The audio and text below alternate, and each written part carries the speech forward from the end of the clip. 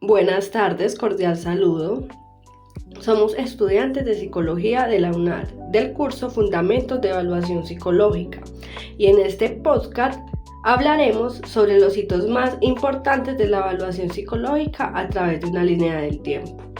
Mi nombre es Valentina Suárez y comenzaré con algunos antecedentes importantes desde la antigüedad hasta el siglo XIX. Uno de los primeros antecedentes se dio en China, alrededor del año 2200 a.C., donde se realizaban exámenes para seleccionar funcionarios públicos según sus capacidades.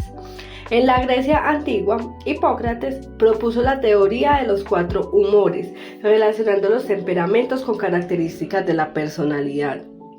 Más adelante, filósofos como Descartes y John Locke aportaron ideas sobre la mente, la observación y la experiencia como base del conocimiento.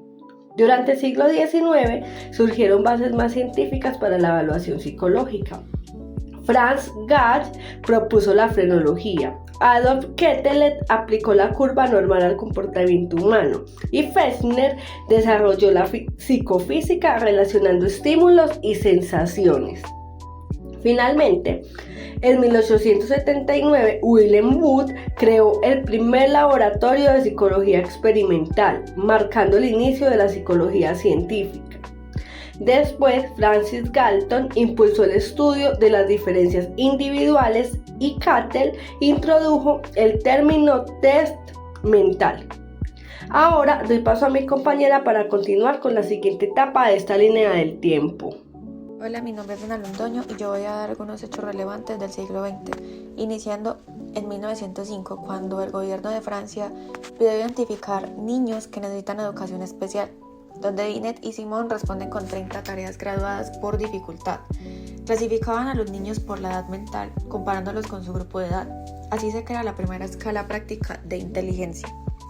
Pero en 1912, el alemán William Stern toma la edad mental, la divide por la edad real del niño y la multiplica por 100. Aquí nace el CI, que significa concepto intelectual, la fórmula que hoy en día usan para comparar la inteligencia entre cualquier persona sin importar la edad. En 1916, en Estados Unidos, Lewis Terman adapta el test francés a la cultura americana, poniéndolo a prueba en 1000 niños californianos para medir el cociente intelectual y la capacidad cognitiva. Esta escala es conocida por la inteligencia Stanford-Binet. Se vuelve un estándar mundial donde ya no era experimental sino clínico. En 1914, iniciando la Primera Guerra Mundial, los psicólogos americanos necesitan detectar a los soldados neuróticos. Unworth crea 116 preguntas de sí y no para el primer cuestionario de personalidad y el primer intento sistemático de medir rasgos emocionales.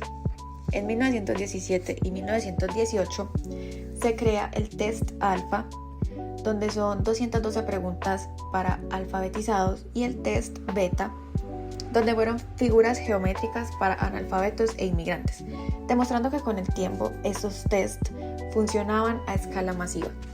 En 1921, un psiquiatra suizo llamado Hermann Rorschach muestra a las personas 10 manchas de tinta y la pregunta es ¿qué ves?, donde muchas personas dieron diferentes respuestas y para él esto era una personalidad oculta de cada uno de ellos. Aquí nace la evaluación proyectiva, que conecta con Freud, donde Freud dice que todos tienen pensamientos inconscientes, pero Rorschach toma esta idea más como un método científico para analizar las respuestas. Y en 1930, Stark Hathaway y J.C. McKinley preguntan a 10.000 personas, tanto psiquiátricos como normales, sobre 550 síntomas, como por ejemplo, ¿tienes ideas raras?, donde comparan las respuestas de estos grupos de personas, así creando 10 escalas clínicas, que algunas de ellas fueron la esquizofrenia, la depresión, la histeria, entre otras.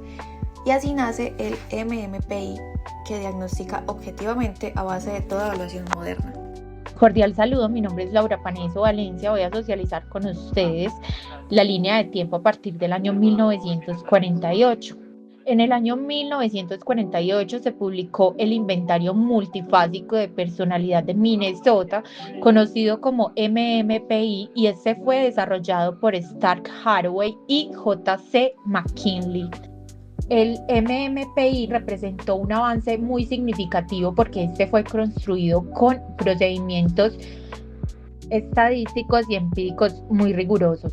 Su principal objetivo era el de evaluar las características de la personalidad y detectar posibles alteraciones psicológicas con mucha más precisión y objetividad. Después de este hito tan importante, varios autores fortalecieron el campo de la evaluación. Lee J. Cronbach realizó importantes aportes a la teoría de la medición y desarrolló el coeficiente de alfa-Cronbach, una herramienta fundamental para evaluar la consistencia interna de los instrumentos. Así también, Anastasi definió la evaluación psicológica como un proceso integral que combina pruebas, observación y análisis del contexto del individuo. Su obra Psychological Testing es considerada un referente clásico y muy importante para la psicología. Asimismo, Paul Meehl destacó su superioridad de los métodos actuariales y estadísticos frente al juicio clínico cuando se realizan predicciones psicopatológicas. Buenas tardes, mi nombre es Cindy Gómez y continuaré con el abordaje de la segunda mitad del siglo XX y la evolución hacia la evaluación psicológica contemporánea. Durante este periodo, la evaluación psicológica dejó de centrarse únicamente en la aplicación de test y comenzó a entenderse como un proceso científico mucho más amplio e integral. Uno de los hechos más importantes fue la consolidación del MMPI en 1948, como nos comentaba la compañera Laura. Posteriormente, surgieron importantes aportes teóricos sobre la personalidad.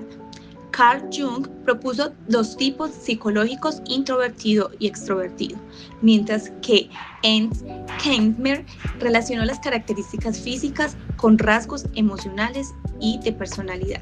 Más adelante, Hans Eysenck fortaleció el estudio científico de la personalidad a través de dimensiones como la extroversión y el neuroticismo.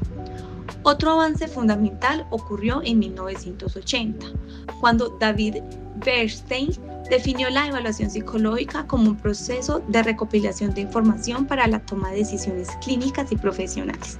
A partir de allí, la evaluación comenzó a incluir procesos más completos como la planificación, la recopilación de datos, análisis de información y comunicación de resultados. En esa misma etapa también cobraron gran importancia conceptos científicos como la confiabilidad y la validez, que permitieron garantizar que los instrumentos psicológicos fueran más precisos y confiables. Además, autores contemporáneos como Fernández Ballesteros ampliaron la concepción de la evaluación psicológica, definiéndola como una disciplina científica encargada de analizar el comportamiento humano con objetivos como el diagnóstico, la descripción, la predicción y la intervención. Finalmente, hacia finales del siglo XX, comenzó a reconocerse la importancia del contexto social y cultural dentro de la evaluación psicológica. María Martina Casullo destacó que no existe un único modelo de evaluación y que cada persona debe comprenderse desde su historia, cultura, contexto social y experiencias individuales. Podemos concluir diciendo que la evaluación psicológica evolucionó desde métodos básicos de observación y clasificación hasta convertirse en un proceso científico, ético e interdisciplinario fundamental para comprender el comportamiento humano de una manera integral. Muchas gracias por su atención.